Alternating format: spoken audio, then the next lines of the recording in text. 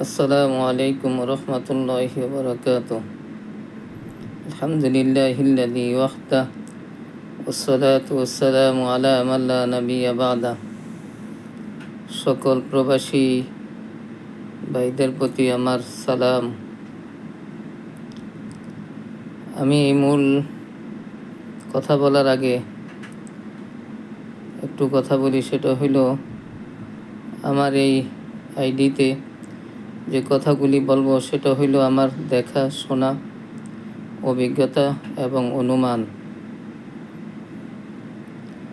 তাই যার পছন্দ হবে শুনবেন, পছন্দ না হইলে বাস।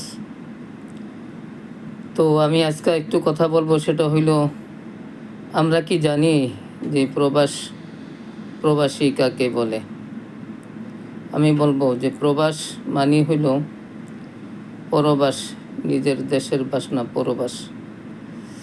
এই পরবাসে যারা থাকে তারাই প্রবাসী। আমার জানা মতে এই প্রবাসী হইল 3 প্রকার। 1 নম্বর হইল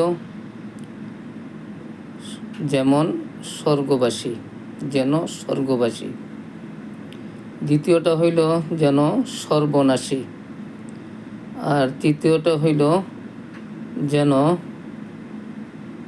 হতাশী।